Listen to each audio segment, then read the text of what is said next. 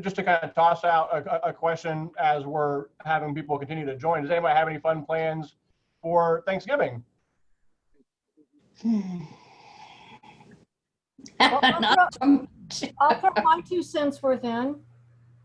You guys don't know me. Tom down here in the corner of my screen knows me. I'm Joy Horn Jones from Siesta Key Kiwanis Club. And for all you people that are all bundled up, it's only 80 degrees down here.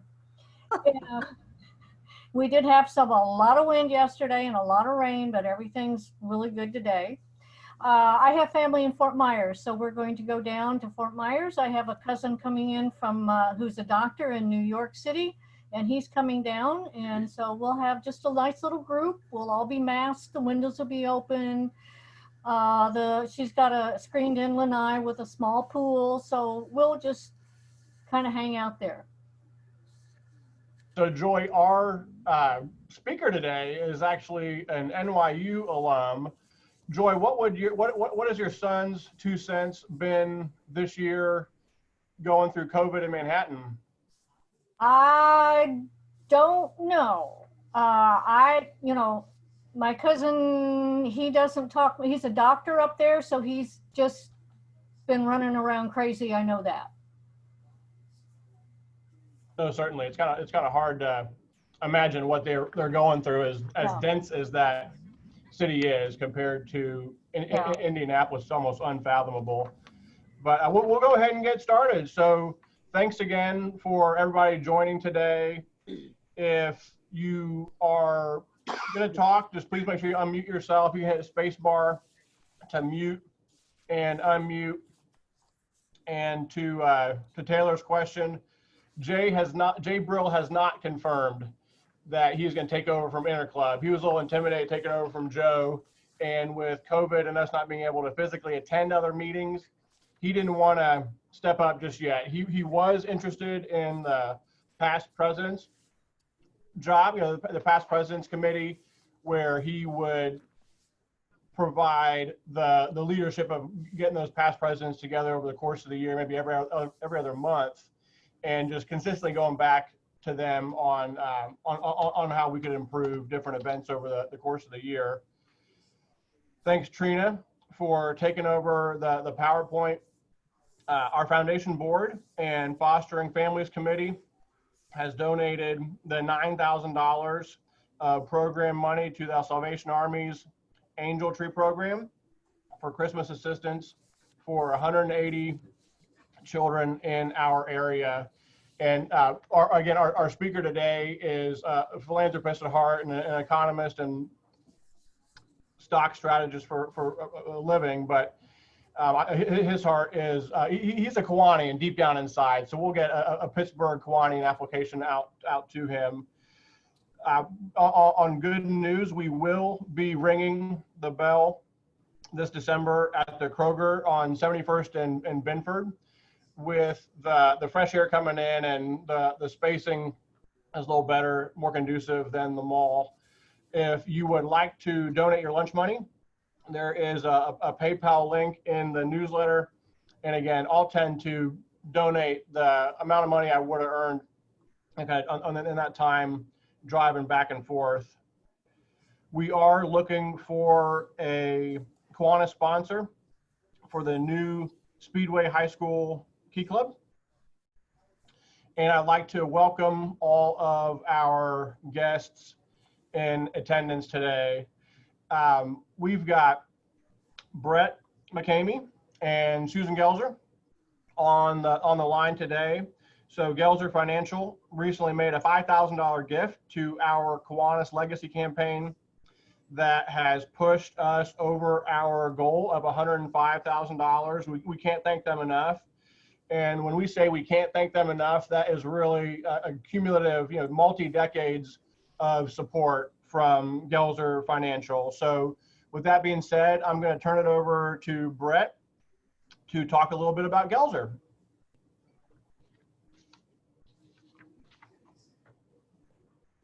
All right, well, thank you, Eric. I'm going to, if I can, make the technology work, share my screen. Let's see, this is the first most challenging thing to do. How did I do? Are you seeing a little presentation on the screen? We are. Excellent. Well, thank you very much, Eric. It's a pleasure joining you this afternoon, if only remotely in our little boxes. But we do sincerely appreciate the opportunity to share with you all just a few comments regarding our long relationship with Kiwanis. And for those of you who may not know us, a brief overview of Gelser. So we've had the honor and the privilege, as Eric alluded to serve as investment advisor to the Kiwanis Foundation for some 20 years now. We actually started our relationship in August of 2000. And George Wild, whom many of you know quite well, one of the smartest guys I know, is your investment manager from Gelser. And our always pleasant and professional Megan French is our very own version of Taylor, who I believe at Kiwanis is the person that really gets things done. So thank you, Taylor. Appreciate that. And during this period, as you all know, your organization has impacted countless lives, providing millions of dollars of support to those most in need. Working in collaboration with the foundation board, George and the team have assisted the foundation in providing the investment returns necessary to support this giving, but also have grown the capacity to do so in the future by growing the foundation value as well. So I believe we're very close, if not at an all-time high in terms of foundation value. So there's a lot to be proud of what you've accomplished as an organization, and you're well positioned to continue doing so for many, many years to come. As an introduction, for those of you that don't know Gelser, we are a team of 30 individuals, 50 years serving private clients, families, and institutional investors, about $2.2 billion in assets under advisement, serving clients across 35 states. We have a long history of research-driven investing, and we offer comprehensive advisory solutions and wealth management. We have a long history of growth. I'm very proud of the growth that we've enjoyed in recent years, and we started working together with Kiwanis back here in 2000. And much of this has been accomplished by delivering solid investment results and helping clients build long-term wealth and, in the case of institutions, capacity to meet their missions. And as an organization, we view each of our client relationships as a true partnership. You know many of our clients, I would imagine, and we're very, very proud of being able to work with and help build capacity on behalf of organizations that are so effective in doing what they do, like the Kiwanis, in a way that allows us to positively impact the communities in which we live and work.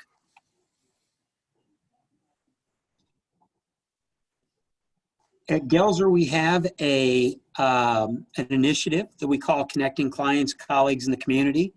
And in essence, we strive to support financially many of our clients and other successful and effective organizations within the communities in which we live and work, but also not just through financial support, but also through volunteer efforts as well. Many of our professionals, George included, serve on numerous not-for-profit boards and volunteer in capacities across the organization. In fact, I believe George, who is on the call here today, is scheduled to assist in that capacity in the very near future. Is that right, George? He's muted. Yeah, I'm muted. Sorry about that. Yes, for a couple different organizations. Yep. So finally, I'll wrap it up here. Our mission, as simply stated, is to positively impact the lives of our clients and our colleagues in our community. And we do so by striving every day to deliver positive outcomes and an awesome client experience. It's as simple as that. I'll wrap up so we can get on with our featured speaker of the day and hear the sage investment counsel from Mr. Orlando. We're excited to hear what he's going to share with us. But at the end of the day, I'll simply focus on our values as an organization, which I think are very similar to the values that each of you have shown by being a part of Kiwanis, and that's doing the right thing even when no one's watching, striving to improve the lives and pushing ourselves to be better, finding joy in the moment and always looking for ways to be better, focusing our attention on what truly matters, and always being respectful for those that we encounter on a day-to-day basis. Our mission is to help clients dream, invest, and live, and do so by focusing on these values. And finally, I would be remiss if I didn't mention that we at Gelser, oddly enough, are accepting new clients. So if you have questions on how we might be of service to you and or other organizations you serve, please reach out to Taylor. As I said, she's, as I understand it, the one that truly makes things happen. She would be happy to connect us, and we would love the opportunity to share more about who we are and what we do. But with that, I'll turn it back over to you, Eric, and we'll get on with today's speaker. Thanks again for the opportunity. Thanks so much to your firm for your continued support. Again, the consistency of your support to the community is inspiring. And George, thank you, George Wild, thank you for your continued membership and support of our club downtown. With that being said, I am going to turn it over to Mr. Phil Orlando, which in the geeky financial markets TV circuit is, I'd say, a full-fledged celebrity. He's the Federated Hermes Chief Equity Market Strategist and the head of the client portfolio management team. He joined Federated in 2003 with 40 years of industry experience. For more than 20 years, Phil has been a regular contributor to several of CNBC's programs, including Worldwide Exchange, Squawk Box, Squawk on the Street, Power Lunch, contributor to Fox Business News, Wall Street Journal, New York Times. Phil received his bachelor degree and MBA from New York University, and he is a CFA charter holder. All right, Phil, as they say in Game of Thrones, winter is coming. In March this year, it seemed like there were 85 days in that 1 month, and now we're suddenly approaching the end of the year. We're bracing with COVID and the new president-elect. Everyone's apprehensive about the markets. So with that being said, I'll turn it over to you for your synopsis. Thank you very much for giving me the opportunity to share my thoughts. But that was a great picture you just showed. I haven't worn a suit since last March. I am in New York, not Pittsburgh, even though our company's headquartered in Pittsburgh. And as you can see, I'm operating out of my dining room, which is where I've been since the middle of March. We have, for the reasons you've stated, the concentration in New York City. My office is in Midtown Manhattan, Park Avenue and 40th Street.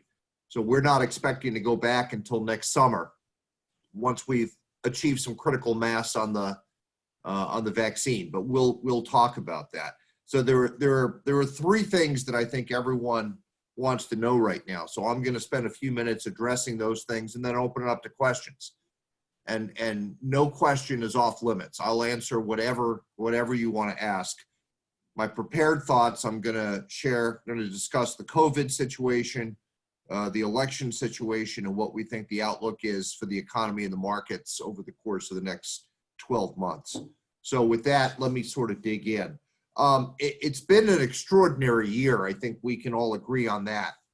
But from a stock market standpoint, imagine, if you will, that you went on a deserted desert island on January 1st, and you just came back today, and you flipped open the Wall Street Journal and you saw that the S&P 500 for the last 11 months is up about 11%.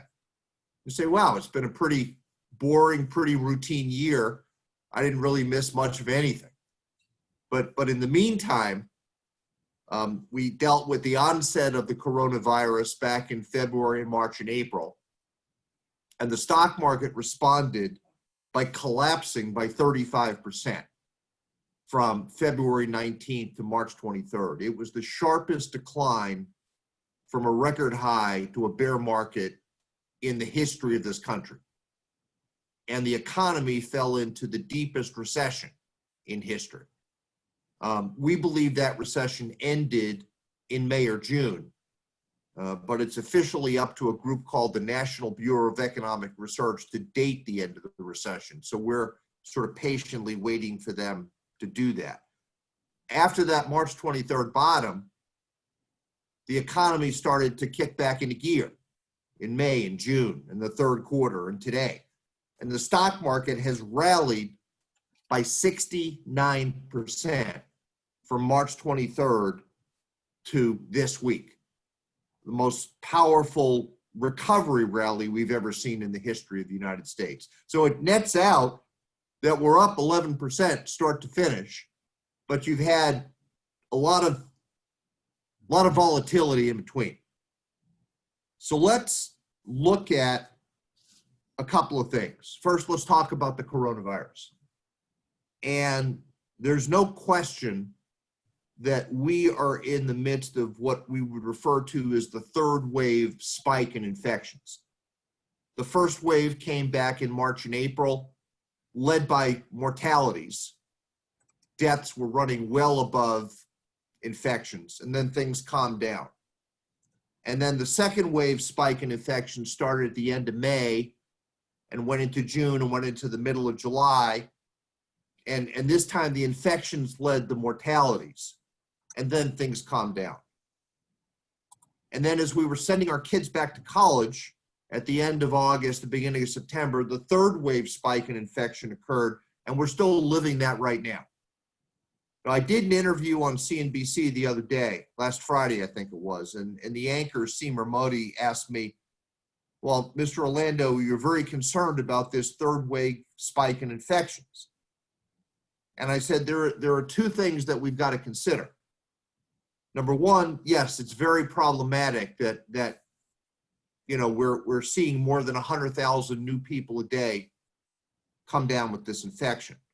But it's very important to remember that the mortalities, the deaths, which led the infections back in March and April, have diverged significantly from the infections over the last 7 months. And that while the infections are going vertical right now, the deaths are still going down. And the reason for that is we're doing a better job of treating it. The second issue we have to remember, and this was last Friday, I told her I think we're very close on getting one or more vaccines approved by the FDA by the end of the year. Now, on the vaccine front, there are 100 different pharmaceutical and biotechnology companies that have been working on a vaccine since February and March. And there are a dozen of them that are in what are known as human clinicals. And there are half a dozen of them that are in what we refer to as phase 3 human clinicals, which is the last step before you present your drug to the FDA.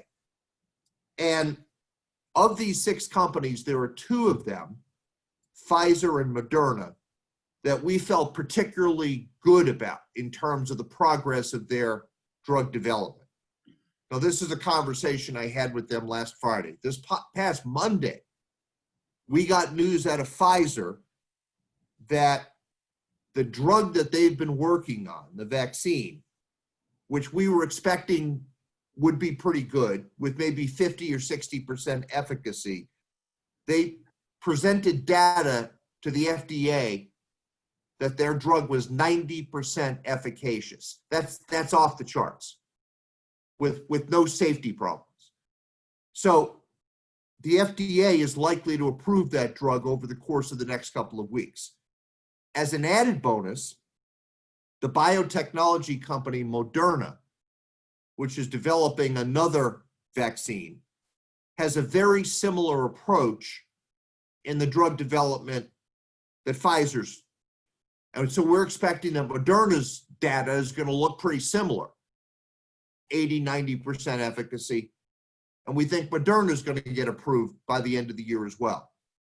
Now, Pfizer has already told us that they were so confident about their drug getting approved as they were monitoring the developments over the course of the last 7 or 8 months, that they've gone ahead and produced 50 million vials of this drug already, and they can distribute that.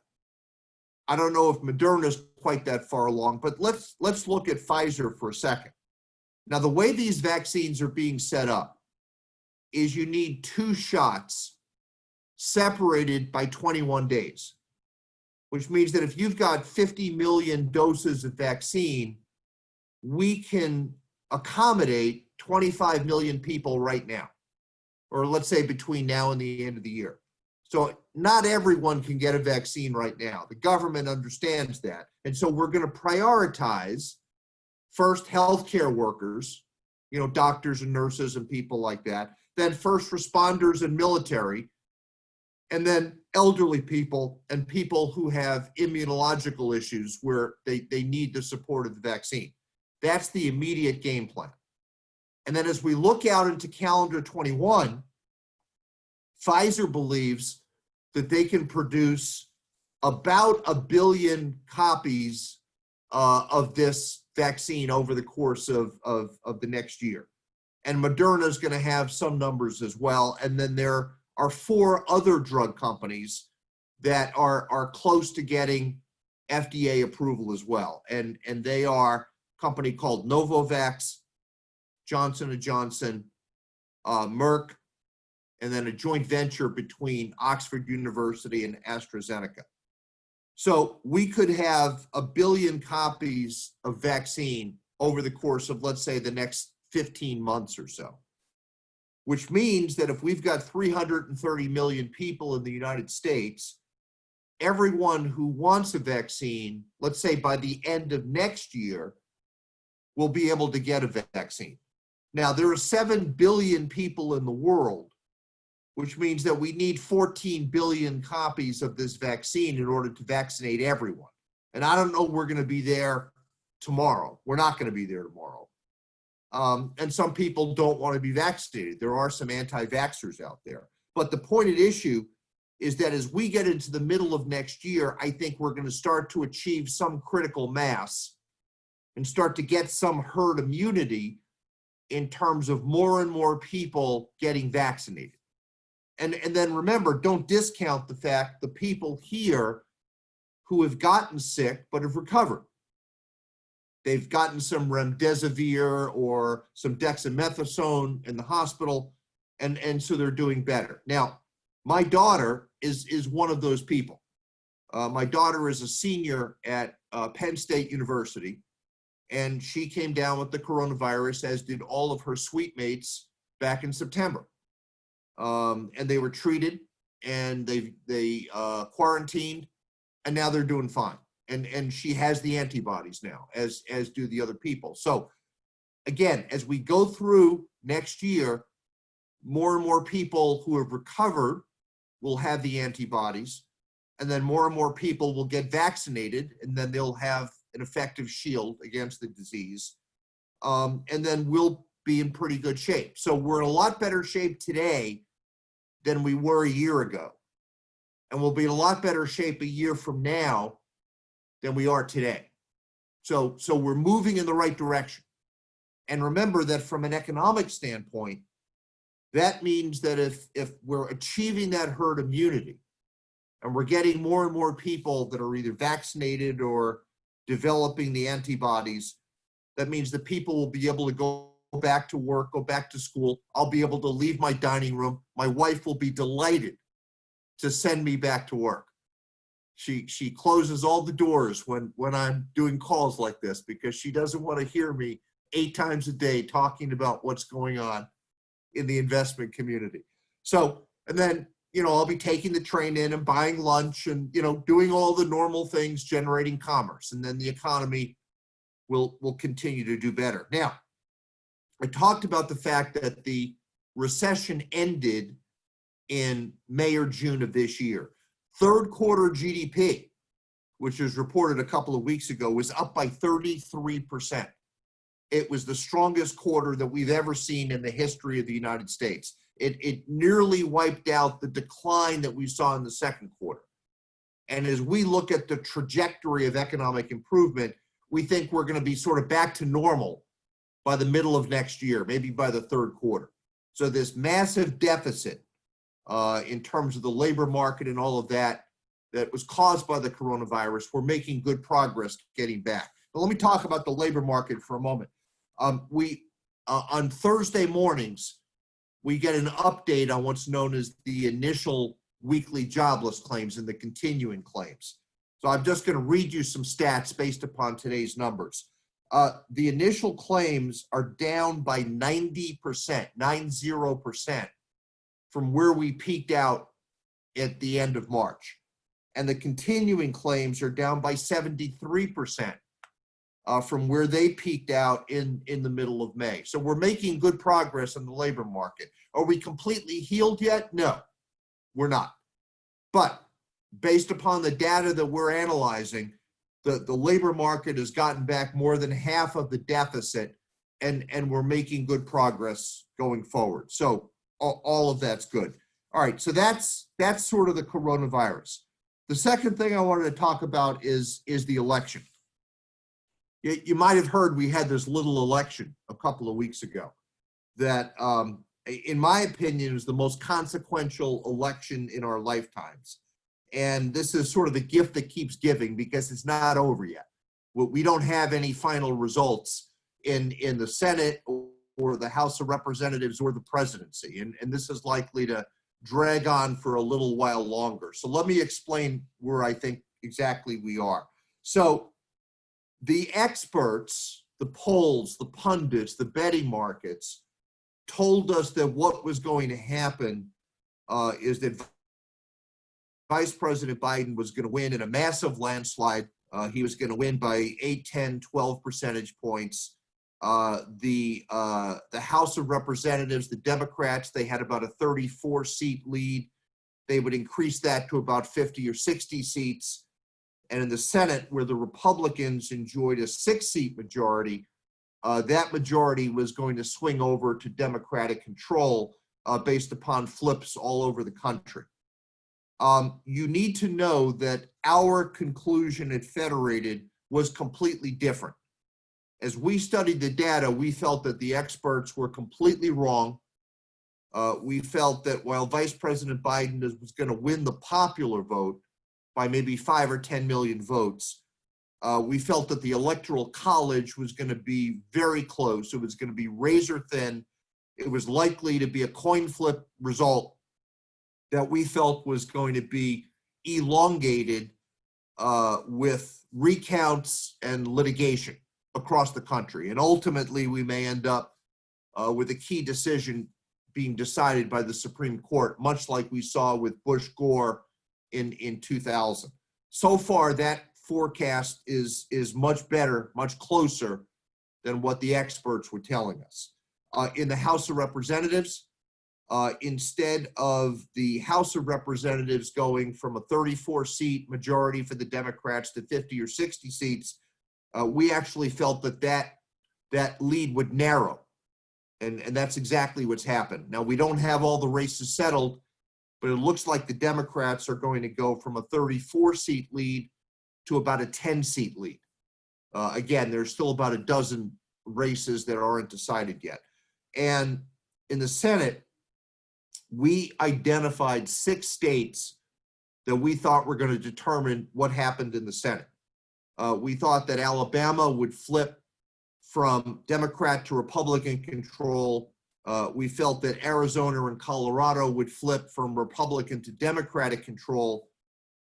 We felt that Maine would flip from Republican to Democrat, but Susan Collins ran a great race, and they held that, the Republicans held that state. We felt that North Carolina would be a question mark. And in fact, it was. It was just called yesterday, I believe, and the Republican there held on. We thought that Michigan would flip from Democratic control to Republican control, and that's exactly the way it looked up until a couple of days ago. The Republican, John James, had a very comfortable lead up until about Friday, and then suddenly a slug of votes came in that turned that election. So the Democrats held that seat. So Alabama, North Carolina, Maine, Colorado, Arizona, and Michigan. Those were the 6 states that I thought were going to decide the election. So what that basically means is that we're even right now. And there's a wild card that popped up that we didn't anticipate, and that was Georgia. That the 2 Senate seats in Georgia apparently are going to go to a runoff. That Georgia has this arcane law that if the candidate doesn't get 50% or more, then they go to a runoff, which is going to be scheduled on January 5th. So we're not going to know who controls the Senate until next year. So this all is going to hang over us like the sword of Damocles. Where are we with the presidency? We're sort of nowhere. We're making progress. A lot of the big states with a lot of vote mail-in ballots, Texas, Florida, Ohio, they were settled. But there are a half a dozen other states, Pennsylvania, Wisconsin, Michigan, North Carolina, Georgia, Nevada, Arizona, that are going through recounts and litigation right now. So it's going to take us another couple of days, another couple of weeks to sort of sort this out. There are some questions about standards on accepting different mail-in ballots and some irregularities and some vote count questions, and they're trying to sort all that out right now. So I think that we will have a president by the middle of December. But the important thing from the stock market standpoint is that we did not get the so-called blue wave. Because what the blue wave meant from an economic standpoint is that President-elect Biden would be able to significantly increase taxes and regulations and the like, which we were concerned had the potential to harm economic growth and corporate earnings growth and ultimately share prices. But it looks like we're going to have split government. The Democrats' lead in the House has narrowed. I think the Republicans are going to hold on to a narrow lead in the Senate. And split government tends to work best for the economy and the markets. And so as a result, we just need to be patient. It's going to take us another couple of months to get through this, but by the time we get into the early part of January and we get these 2 runoff elections in Georgia, then we will know what the results are. So the final thing I want to talk about is what does 2021 look like? And I put out a research note I wrote it Monday, and we posted it to the Federated website on Tuesday that talked about exactly that. And the 2 key issues were the ones that I've just discussed.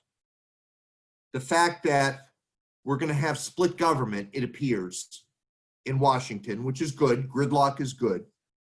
And the second is that we're making very good progress on managing the coronavirus, particularly with the situation with the development of vaccines, Moderna and Pfizer and the other companies. So we have taken our estimates for corporate earnings and share prices up as a result of that. Now, when Pfizer announced the other day that it had this strong progress, the stock market from its bottom on October 30th, just before the election, the combination of the divided government, no blue wave, plus the positive news from Pfizer, the S&P 500 was up 13% in only 7 trading days.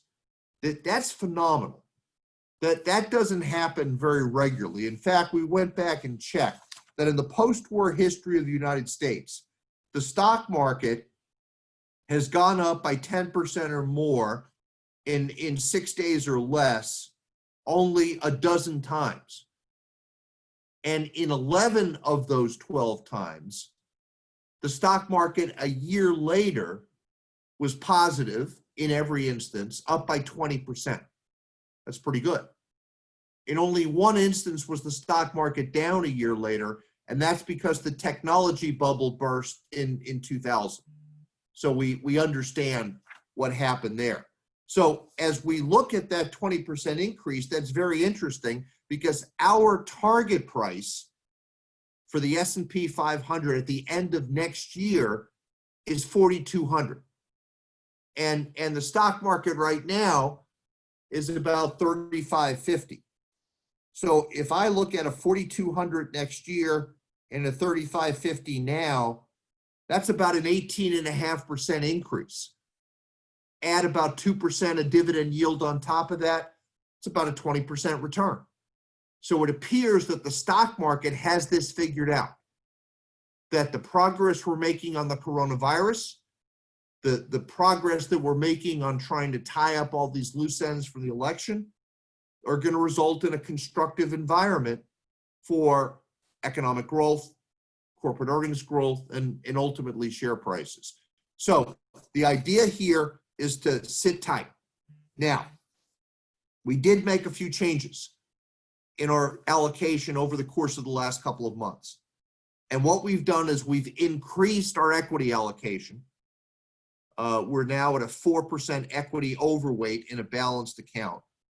And we've made some changes in terms of emphasis. That from the bottom of the market on March 23rd up until the middle of August, the beginning of September, technology stocks did really well. You've probably heard about the FANG stocks, the Facebook and Amazon and Apple and Netflix and Google and Microsoft. Those companies really led the market.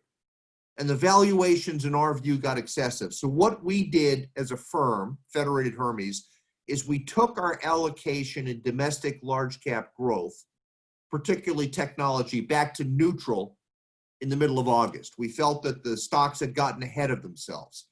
And there were three other categories that we felt had lagged and that were ready to play catch up. And those categories were domestic large cap value, areas like consumer discretionary, industrials, financials, healthcare, areas like that. Second, small cap stocks. And third, international stocks. Those categories have lagged domestic large cap growth and technology pretty significantly over the last 8 or 9 months.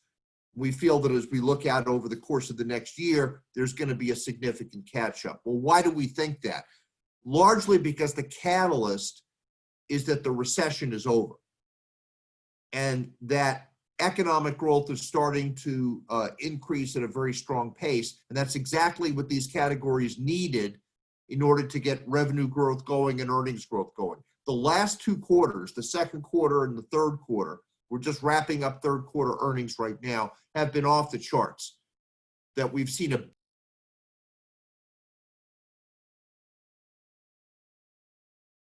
I got muted there. Okay, so thank you. So corporate earnings are coming along, stock economic growth recovering nicely. That's going to provide a strong tailwind for these value-oriented and small cap and international companies to allow them to play catch up with the technology names. So I think we're in pretty good shape. Will there be some volatility over the course of the next couple of months as we figure out what's going on with this election? Certainly. But I would encourage you to take a deep breath, pour yourself a nice glass of wine, enjoy Thanksgiving, enjoy Hanukkah, enjoy Christmas, enjoy your family. And as we look out a year from now, we're going to be in pretty good shape. The S&P 500 is going to be up around 4,200. If you hung in there, we're up 69% from the bottom of the market in March, a great recovery. And I think we're going to continue to progress, albeit at a less aggressive pace over the course of the next year. So why don't I stop there? And delighted to take any questions that you have on any topic. No holds barred. I will answer any question you have. Thank you very much for your interest and your attention, and I'm looking forward to your questions. Thank you. Well, thanks so much, Phil. And it's fun getting emails from some of my peers. How did you get Phil Orlando to speak? I'm like, you don't want to know what we had. No, I'm just kidding. So one of the questions from one of our local Kiwanians, Indianapolis has a robust hospitality industry, and travel, entertainment, leisure are lagging the recovery. So if I'm 42, I graduated college into the dot-com bubble, 9/11, and our little Indianapolis airport never recovered. So how do you see that part of the economy recovering from COVID? So this is one of the areas that has lagged far behind, that has a lot of catch up. So I happen to love the Indianapolis airport, one of my favorite airports in the country. You guys did a great job renovating it. And one of my favorite restaurants all over the country is St. Elmo's, the steakhouse with that awesome shrimp cocktail sauce. I just love St. Elmo's. Whenever I'm in Indianapolis, I always make sure I have dinner at St. Elmo's. There's no question that airports and restaurants are areas that are lagging.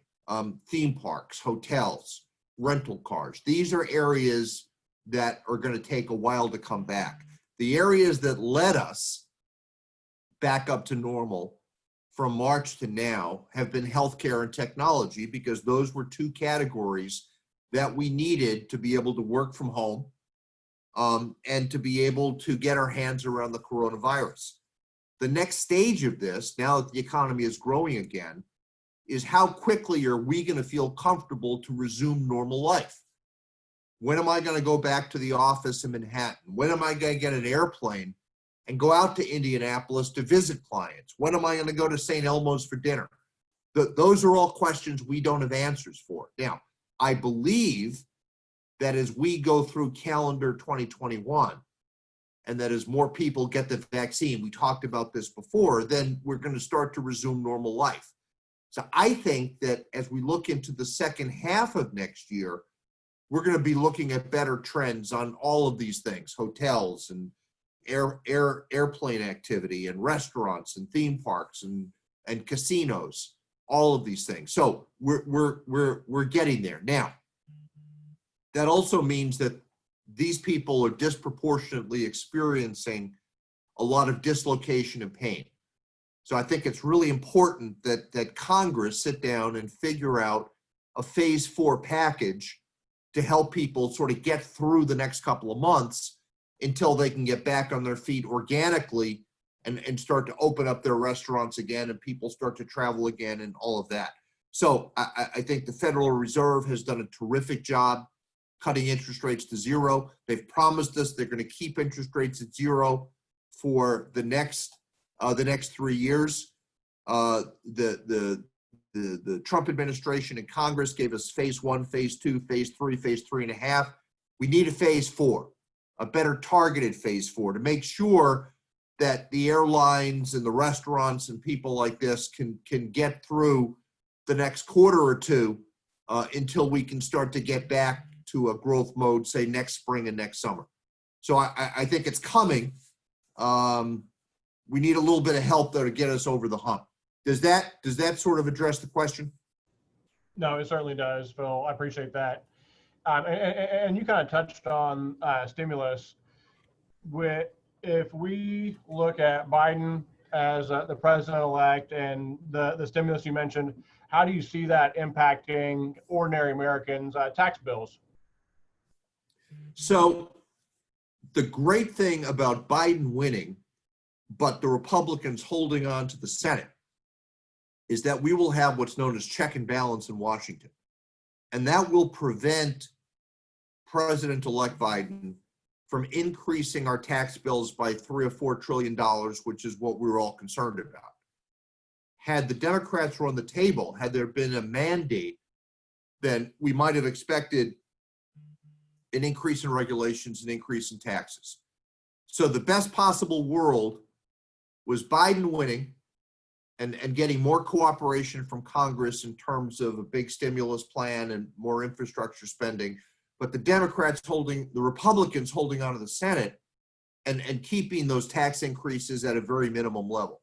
So we expect that the economy is going to do okay next year under those under that combination. Now, from a corporate earnings and economic growth standpoint, the year-over-year comparison for the first 2 or 3 quarters of next year is going to be very easy. The economy's already started to pick up. We're going to get more stimulus.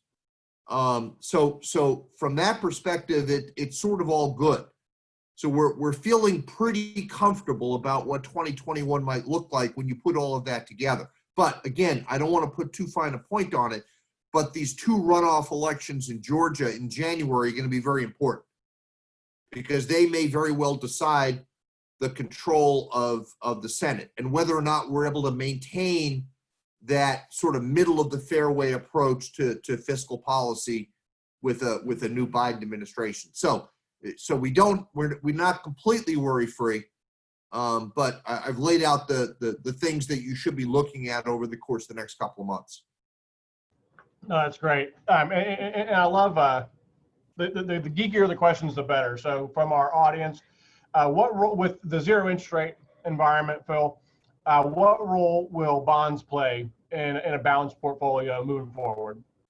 So we have an underweight in fixed income in a balanced portfolio. I mentioned that we've got a 4% overweight in equities.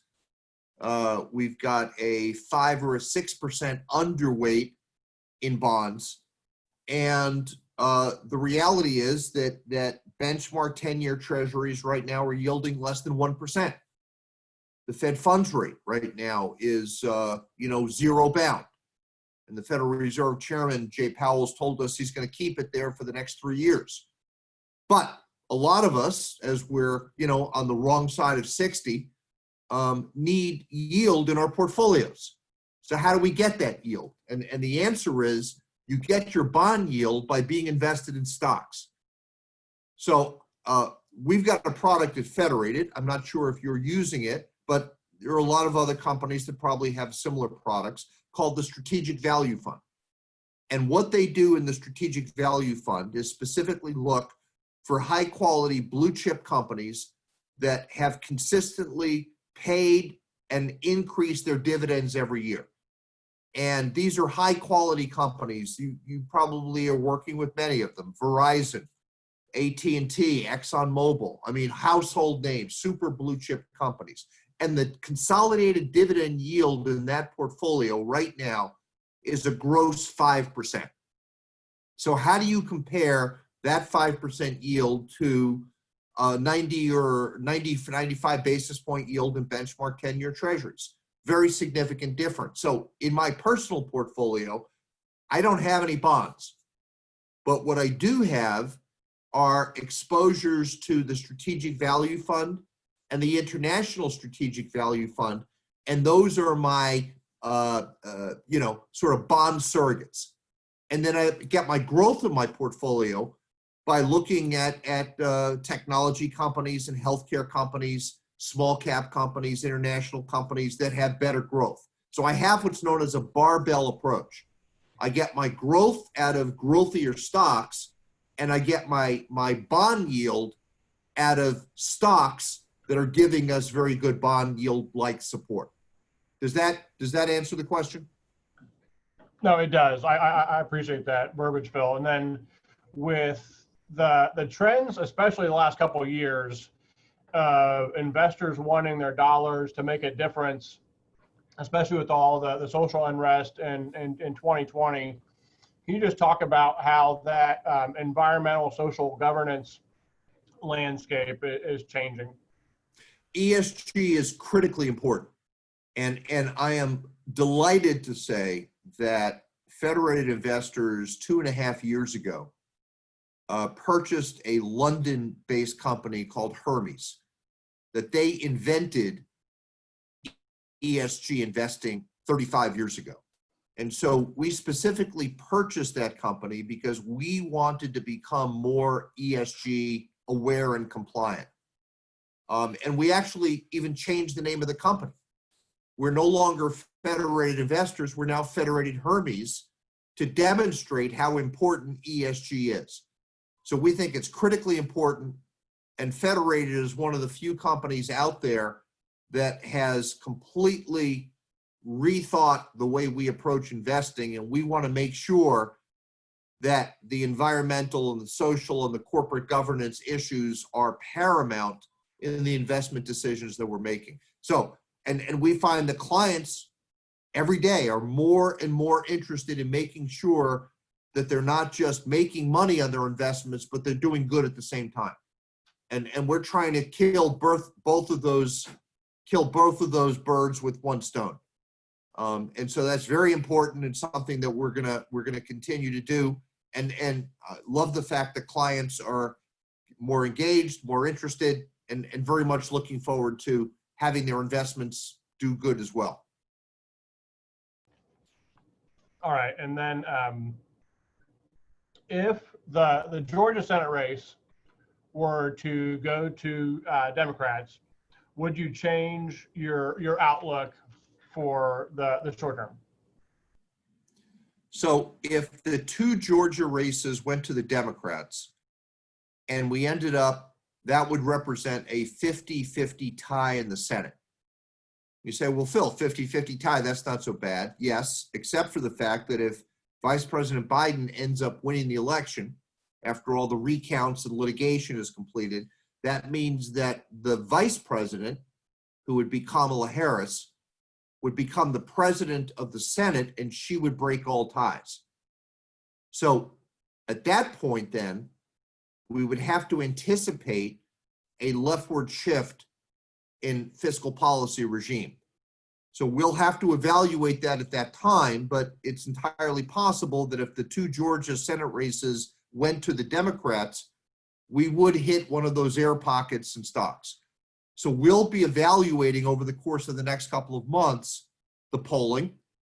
We'll do some independent work, take a deep dive into those races, look at some of the cash that's going into those races, and try to make an assessment. But bottom line is that if the Senate ended up in Democratic control as opposed to Republican control, we would have to evaluate what the change in fiscal policies would mean, and that potentially would mean we'd have to trim expectations for corporate earnings growth, economic growth, and ultimately share prices. So more on that as we go through. No, I appreciate that. All right, Phil, last question, the hardball. In all your time on TV, have you ever been interviewed by one of Federated's founders' grandsons? So I take that as a no. So so Dick Fisher is my mom's dad. So we're heavily biased. I did not know that.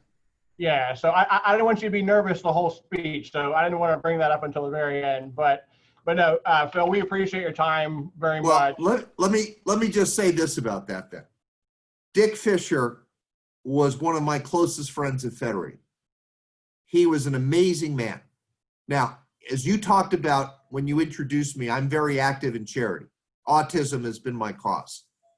And when I joined Federated 18 years ago, Dick Fisher befriended me. And as you know, he was an extraordinarily generous, philanthropic individual.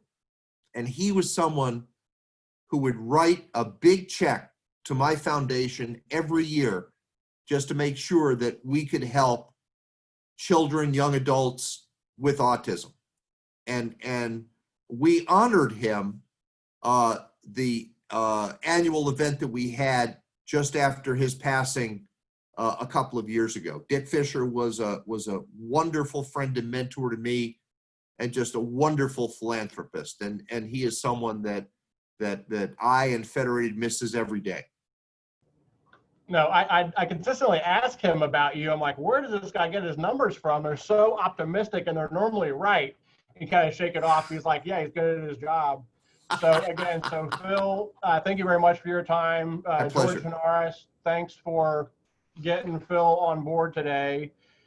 Phil, in appreciation of your time today, we're going to make a small donation to Project 44, an Indianapolis-based nonprofit raising awareness on the National Bone Marrow Donor Registry. We'll be hosting another Zoom meeting next week, November 19th, with Aaron Hurt, Executive Director of Butler Arts.